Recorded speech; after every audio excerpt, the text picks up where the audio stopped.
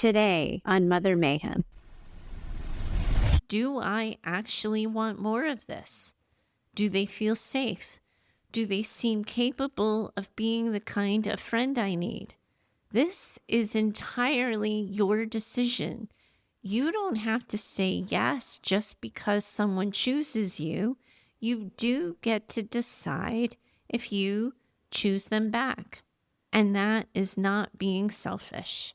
That right there is self-trust.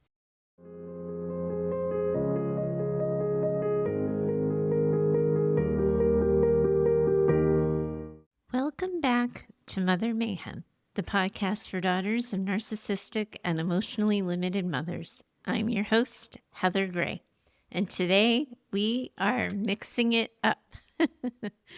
I think I talk too much to call this a rapid fire episode, but basically I want to see how many quick questions I can get into a single podcast episode. Now, there is no rhyme, no reason, no theme behind the questions, just short questions that daughters have written in with over the past little while. And while I'll only read the question, it really is important to me that you all know at the outset that none of the questions I'm covering today were actually attached to stories. Daughters may have offered brief introductions of a sentence or two, but I didn't cut anyone's story out for the sake of this episode. Any stories you hear are in the story episodes.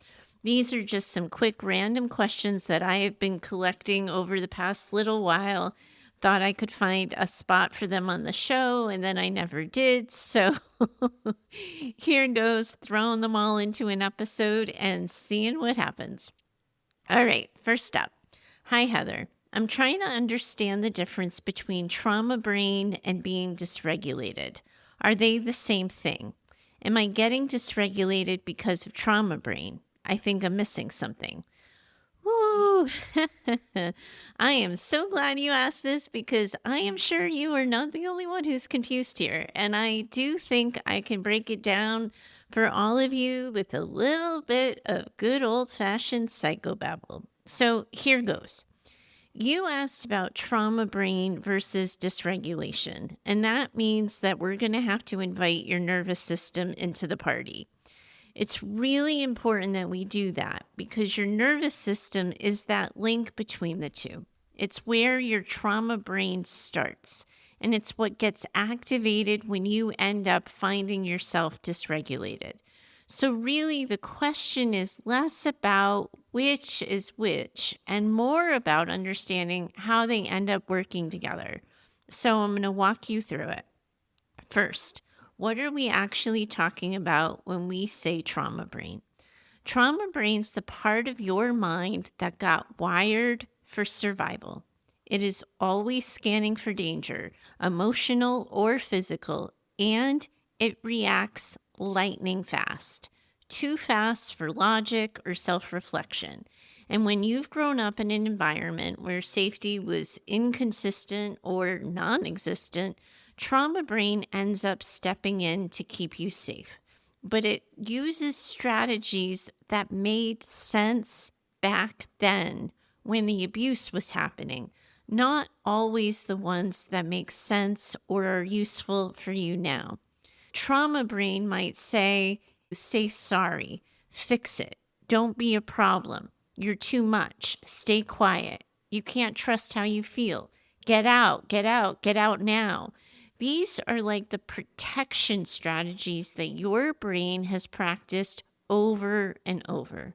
And now, all these years later, they show up automatically, even when they're not invited to the party and they're totally irrelevant. Then, what is dysregulation? Dysregulation is how your nervous system responds when your trauma brain senses the threat. It's the moment your body jumps into survival mode. That's when you're going to notice your heart racing, your stomach dropping. You feel overwhelmed, anxious, frozen, or maybe even completely shut down. Your system gets flooded with the stress chemicals, and your logic goes offline a little bit. Your body tries to help you survive, and that's what we talk about with those 4 Fs, right? Fighting, fleeing, fawning, freezing. So yes, you get dysregulated because of trauma brain. It's the body following the mind's cue that something isn't quite safe. Even when you're just trying to speak up or set a boundary and you find yourself in a little bit of a loop, trauma brain does that scanning for danger thing. Your nervous system responds. You get dysregulated. And then your trauma brain says, see, I told you, you're too much. You shouldn't have said anything.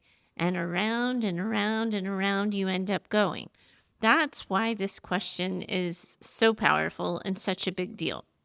Because what we can do is we can start naming the pieces, and that's how you end up interrupting the cycle. So you might find yourself starting this whole process simply by noticing. I'm activated, or I'm buzzing. What just got triggered in me? Is this fear coming from something now? Or is it perhaps a memory in disguise? And is there a way that I can ground myself in the present before making a decision about what I'm going to do next? Can I ground myself before I get caught up in a reaction? The goal isn't going to be eliminating trauma brain. And it's not even really going to be about controlling your nervous system. It is to build the safety inside your own body that helps you be able to decide the difference between then and now. And then every single time you walk yourself through that, even if you're only just going a little bit like an inchworm, you guys have perhaps heard me use that example before. You're inching, you're stretching your nervous system toward a new way of thinking and a new way of believing. But when you do that, you're showing your system something new. You're calming it down because you're helping it see that you're not in danger, that you're safe, that you're listening to your body, and that you're giving your body exactly what it needs. All right, rapid fire. I kind of like this. I'm starting to sense, though, that my energy is super different. So I probably have to remind myself here that this still is a trauma recovery show. And I can probably slow this down and back up a little bit. All right, next up. Hi, Heather. I've been in therapy for about a year now, and I've been diagnosed with PTSD. My therapist and I have done a lot of work on my trauma, understanding it, where it came from, and how it developed, and I'm feeling much better. Lately, I've been leaving therapy really frustrated and irritable, and there is something I'm missing. I've tried to talk to my therapist about it, but I still find myself confused, and honestly, I'm starting to get mad. I feel like my whole life and my whole existence is suddenly being defined by my trauma. My sister really irritated me recently when I was talking about purchasing a car. She didn't like the way I was making the decision and thought I should be going about it totally differently. I told my therapist it made me just not want to tell her anything anymore, and my therapist connected it to our upbringing. I was in a work meeting and I presented an idea and it was picked apart by my entire team. I felt like I was just entirely skipped over. They just talked over me like I wasn't even in the room, and it felt like I wasn't being taken seriously. And again, my therapist talked about this through a trauma lens. Lastly, I have been working on learning to figure out what I like, what gives me pleasure, and what my preferences are, because I'm working on not fawning or people pleasing. So yes, I know I'm working on improving a trauma response. But is it because of my parents that I don't know what I like to do in my free time? Honestly, can't I just get mad without it being about my trauma? Can't I just get bored? If I don't have a favorite food, does that have to be because of my parents? I understand that I have healing to do, but I feel like I'm just being treated as a walking and talking piece of trauma. And aren't I allowed to exist outside of that? Ooh, okay, sister. All right. Yes, of course you are. Of course you are. You asked. So, can I exist outside of my trauma? Do all of my feelings have to come from childhood? Is every frustration, every decision, every reaction just another trauma response? First, I want to reassure you of something here. You are not alone in that question, and you are definitely not wrong to be feeling this way. And I have to be honest with you here. I have made this mistake myself, both professionally as a therapist and personally just as someone's friend or wife, especially since I started doing trauma work for a living. It is really easy when someone's dysregulated to trace everything back to that trauma lens.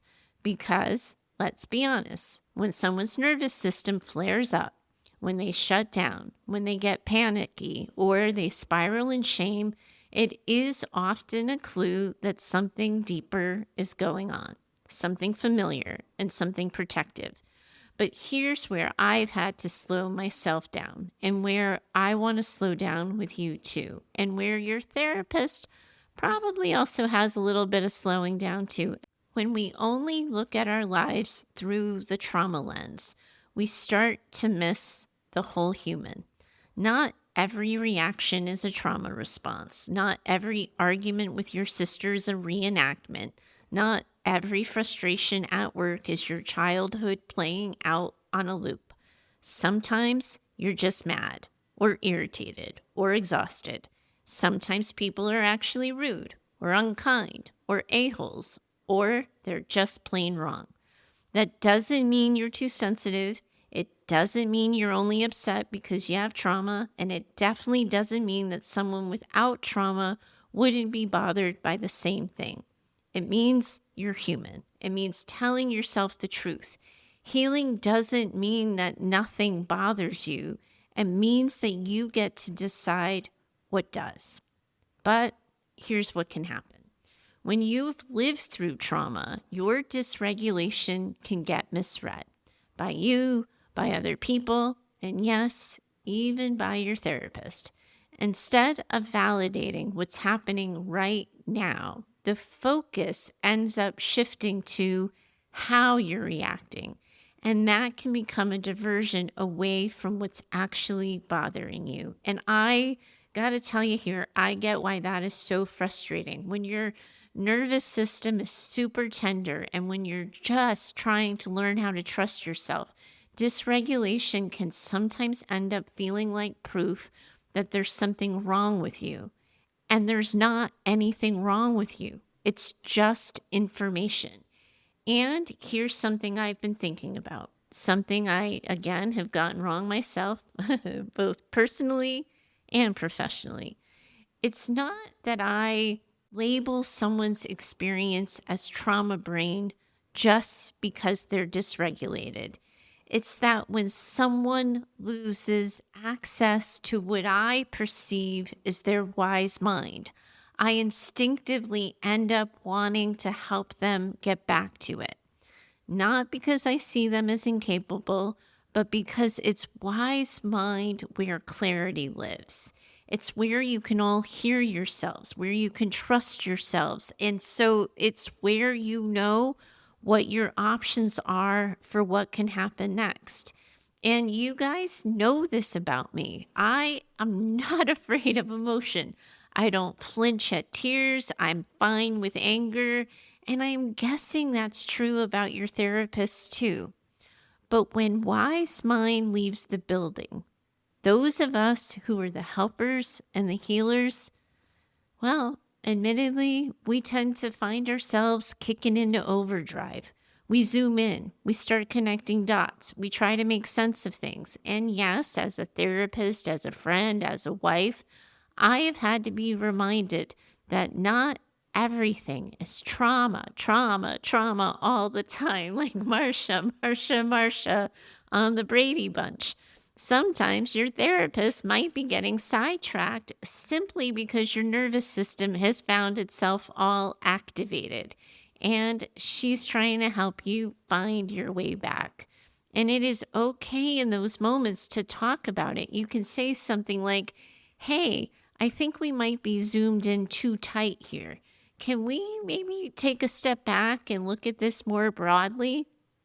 And I hope this helps you to know every time I have made that mistake myself, it's always because I care, because I want to reduce suffering, because I want someone to be able to get to that place inside themselves that knows, not because I'm judging or trying to pathologize, but here's what I've also learned.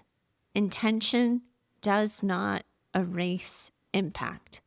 So if it's feeling suffocating or condescending, it is okay to name that.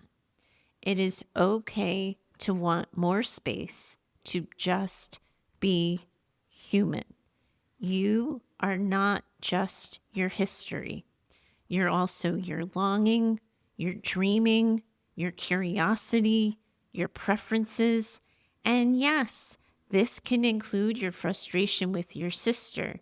You're right. You don't need a whole trauma map drawn out for that. So, here's what's next.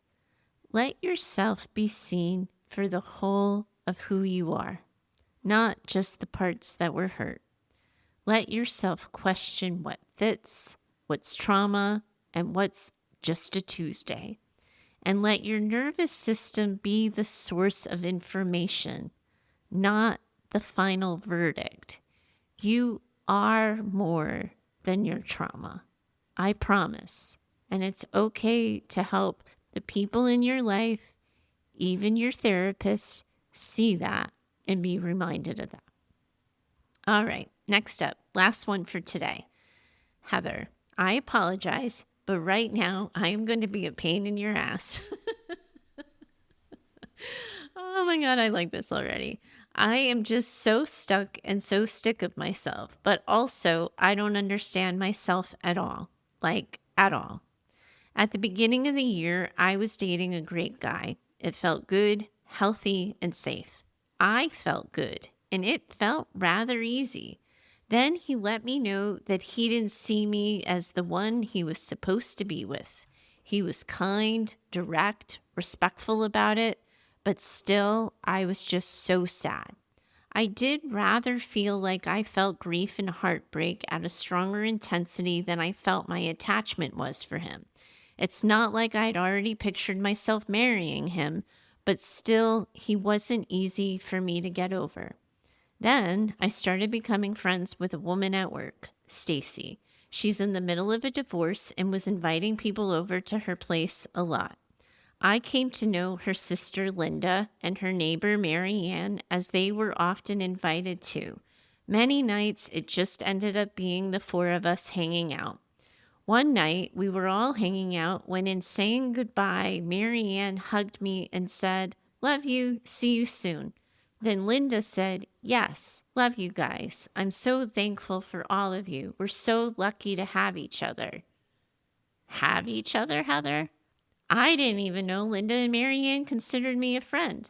I thought I was friends with Stacy, and they were friends with Stacy. Then I felt dumb. I have both of these women in my phone, and I've texted both of them individually, but we've never hung out one-on-one. So I didn't think of them like that. And now that I do, I'm complimented and I'm not turned off by the idea. Totally. Oh my God, tell me you're a daughter without telling me you're a daughter.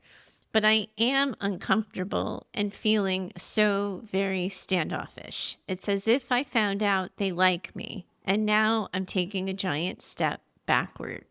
Huh? Some guy doesn't like me, and I spin. But two new women start to claim themselves as my friend, and I spin too. I don't get it. Help. Oh my God, I love this so much. I love this so much. And please, I hope you hear all the care and love I have for this question. And I'm not laughing at you. You have a way with words. And I feel like I can see inside your head right now. And girl, we're going to get you out of this. Okay. So, oh my goodness. No, first, let me just be clear and let me take another deep breath. You're not being a pain. You are just being so real and so honest. And I feel so connected to that. You're telling the truth of what it feels like to be in your own skin right now. And that is the whole point of this space. This is what we do here in Mayhem. So let's get into it. You said, I'm just so stuck and sick of myself, but also I don't understand myself at all. And yes, that makes a lot of sense to me. And I think a lot of daughters are probably nodding along with you because they too know this moment where the inside and the outside don't quite match up, where the reactions don't always line up with what makes sense, and where the things that should feel good somehow end up not feeling so good. And you are describing two opposite moments that somehow have landed in the same way in your body. A man tells you that he doesn't want to be with you, and you spin. Two women do want to be close to you, and you spin. So let's just pause and take a beat, and let's look at together what's underneath the spin. You didn't just grieve that guy. You grieved the part of you that let yourself start to want something. You let yourself feel safe. You let yourself feel good. You let yourself relax into something that actually started to feel possible. And then it ended. Not because you did anything wrong, not because he was cruel, but just because he didn't see a future with you. And while that is not a rejection of your worth, it is a rejection of your place. And that can land in trauma brain like 1,000 betrayals. Not because of him, because of your history. Because so many daughters of emotionally limited moms were conditioned to believe that love, when it eventually came, was conditional. That affection could be taken back. That closeness could be lost in a second. So even safe love starts to feel risky. Even respectful, kind endings end up shaking you to your core. So let's fast forward to the friendship moment. You're in a group. You're thinking you're sort of the guest of a friend, and suddenly you have been folded in, not by request, not with permission, just claimed. And here's something I want to offer really gently, but also clearly. Being claimed like that, it isn't always comforting for daughters of narcissistic or emotionally limited moms, because growing up, it wasn't safe to belong. Love had those strings. Connection came with conditions. You had to earn your place. You had to perform for affection. So when someone new suddenly offers you belonging freely and easily without you actually having to do anything to deserve it other than to be yourself, your brain doesn't say, wow, this is wonderful. It says, hold the fuck up. What's happening here? Am I missing something? Am I being set up? And your nervous system, God bless her, chimes in too. And she remembers, even if your logic says, now calm down. These women are kind. They seem totally fine. Your body says this feels familiar.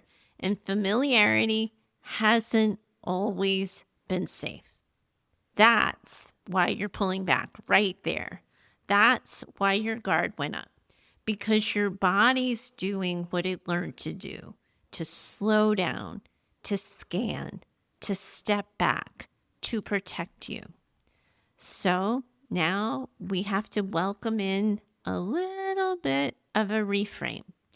This isn't just about you being chosen. It's also going to be about learning that you get to choose back. Just because someone claims connection with you doesn't mean that you automatically owe them that same intimacy.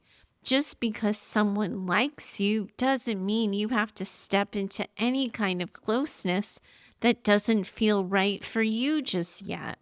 You get to ask yourself, do I like them back? Do I even want to be known here? Do I feel good in their presence, or do I feel obligated? That question, do I choose this, is healing in action, because you're not letting other people define your relationships anymore. You're doing something your mother never let you do. Decide for yourself what connection feels like. Decide who gets close and when and how. And that is how self-trust gets built. That's how your nervous system starts to learn, this time I'm safe. This time I'm in charge. And don't look now, sisters, but right there, that's growth. That is what healing is. So no, there is absolutely nothing positively weird about missing the guy who let you go. And no, there is nothing wrong with stepping back from people who suddenly leaned in. What's happening is you're in the middle of learning what it's like to belong to yourself first. And that is the start of everything that comes next. So now what do? Well, here's something I'd like you to try. First, name the pattern. When people want or choose me, I get scared. And then start there with honesty and self-compassion. And then remind yourself, closeness doesn't require performance. You didn't earn their friendship. You've just been showing up as you are, and they responded to that. And yes, that can feel suspicious when you're used to having to earn belonging, but also it doesn't make it untrue. So check in with yourself, not just your body, but also your values and your preferences. Do I like them back? Do I feel good when I'm with them? Do I actually want more of this? Do they feel safe? Do they seem capable of being the kind of friend I need? This is entirely your decision. You don't have to say yes just because someone chooses you. You do get to decide if you choose them back. And that is not being selfish. That right there is self-trust. I'm rolling my eyes as I say this, so y'all can roll your eyes with me. You got to give yourselves time. You don't have to define these friendships immediately. You just have to stay with yourself long enough to find out what you actually want. This is you healing, and healing, quite frankly, is really, really weird sometimes. It is hardly ever linear, and honestly, sometimes it makes no damn sense at first glance. You're not spinning because there's something wrong with you, and you're reacting and you're spinning because closeness for you used to come at a cost. And now you're working to rewrite that story. You do get to belong without betraying yourself. You do get to choose you first and then see who would like to come along. And I know you feel this way, but you're not stuck. You're just standing at the beginning of something that's real. And I'm really happy for you. And honestly, I have a feeling all of mayhem is rooting for you here. every single step of the way. And if ever any of you are stuck or feeling like you don't know your ass from your elbow with all of this healing stuff, I just have to tell you that listening to a podcast puts you in an echo chamber of only hearing your own thoughts, only hearing your own experiences, and your trauma brains can just go cuckoo inside your heads. That's why I've been working so hard over the past year and change to build a support system around all of you, to hold what hurts you, to offer what helps you in a variety of ways. We have 2 weekly support groups going right now. Tuesday group that happens at noon Pacific Standard Time every Tuesday. Thursday group that starts every Thursday at 3:30 Pacific Standard Time. And we also have our online community that is open 24/7, 365 called Mayhem Daughters. And I'm working on a new website that's going to get you the links to all of those in a more cohesive fashion. I am hoping to be able to unveil that to you any day now. But in the meantime, I will throw those links into the show notes for you to find. All of you are in this community of daughters all around the world who are managing this together, who are rooting for each other together. And I, for sure, most definitely, am always in it with you too. Bye for now. I do hope you enjoyed today's conversation. If you have a question you'd like me to consider for the show, please do email me over at heather@daughtersnpd.com. You are always welcome to share your story or questions by recording yourself using the voice app on your phone. For best recording quality, please do record directly into your phone without using headphones or Bluetooth speakers. We're building an incredible community as well over on Instagram, and I'd love to see you over there too. You can find us at Daughters NPD. Lastly, if you love what you've been hearing here on Mayhem and have found the show helpful in your own trauma recovery, please do consider becoming a Mother Mayhem sponsor by purchasing simple scripts for saying hard things. It's a resource I created that provides the right words for the hard conversations, and it covers life, love, and work. You'll find a link for that in the show notes. If you know another woman who needs this